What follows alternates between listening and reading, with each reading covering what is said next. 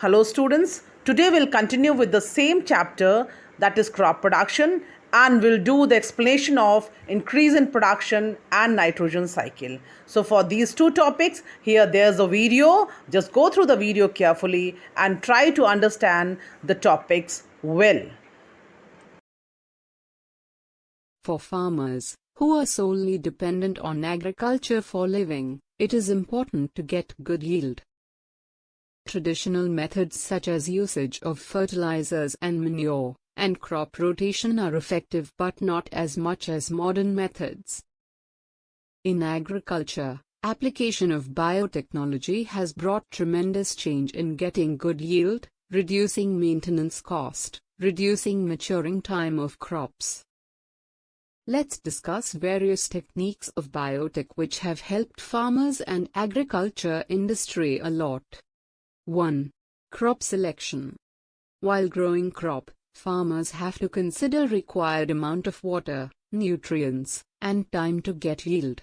Biotechnology has enabled farmers to find suitable crop for their farm.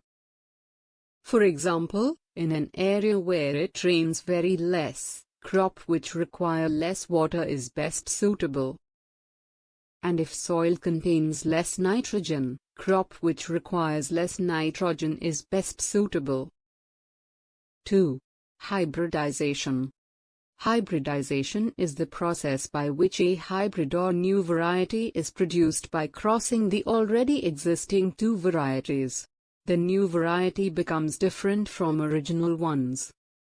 For example, we have different type of roses around us.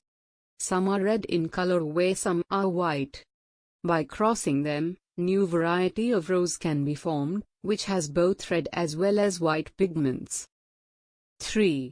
Polyploid breeding. In this process, chromosomal number of a plant is increased. Chromosomes are found inside the cell's nucleus and are responsible for unique traits of an organism. By increasing it, bigger fruits, thick leaves, beautiful flowers can be produced. 4. Mutation breeding. Mutation breeding is commonly used to produce traits in crops such as larger seeds, new colors, or sweeter fruits that cannot be found in nature. In this method, seeds are exposed to chemicals and radiations and are modified or mutated at cellular level. 5. Protoplast fusion. In this method, new varieties of plant are formed by merging cells of two different plants. Protoplasm is the inner cell material. When protoplasts are fused, a new cell is formed with two nuclei, and these new cells result in new type of plants. 6. Tissue culture. In this method, tissues or cells are separated from parent plant and grown in controlled environment. This method helps study the organism as well as modify it. Resultant plant differs from parent plants and its child plants also differ. 7. Genetic engineering. In this method, genes of one plant are infused in other plants. By doing so, traits of one plant can be cloned into other plant. Nitrogen cycle. Nitrogen is the important essential element for all living organisms by the synthesis of amino acids, proteins, enzymes, etc. What happens if there is no nitrogen? Root systems and plant growth are stunted. All the leaves turn yellow. Decrease in crop production. Soil microorganisms. Life become dangerous. In atmosphere, its concentration is 78%. The circulation or cyclic movement of nitrogen from the atmosphere, physical or abiotic component, to soil, biotic component, and back into the atmosphere is known as nitrogen cycle. Nitrogen cycle involves various steps. 1. Nitrogen fixation. 2.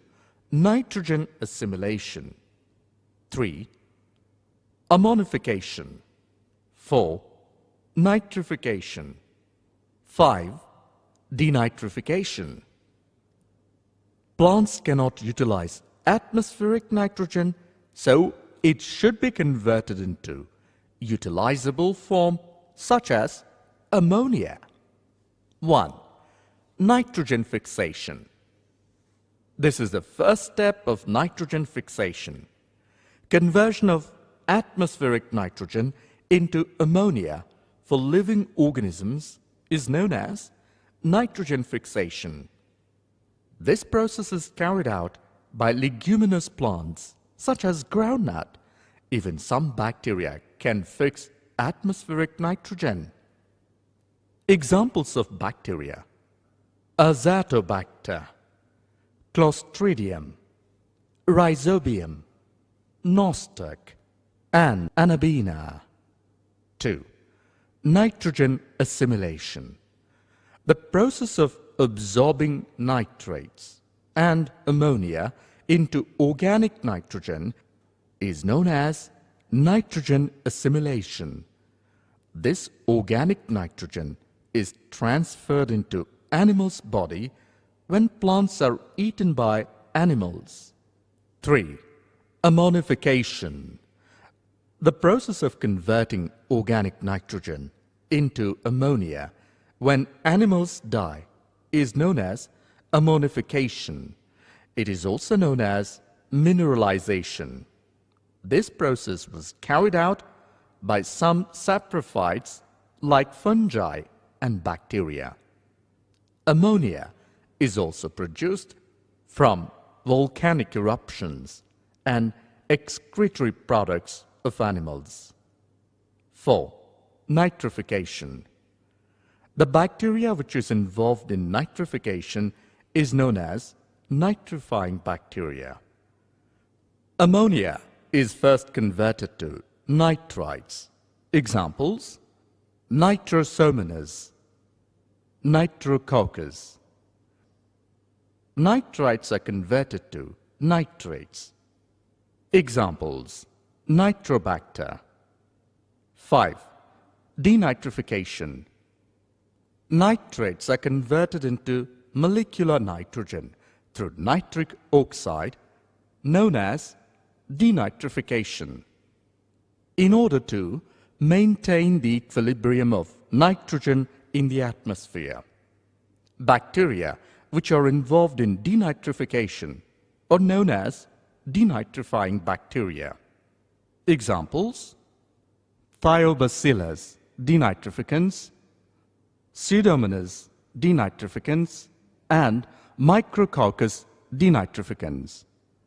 Problems with increase of nitrogen: acid rain formation, acidification of soil and lakes, increase in death of plants.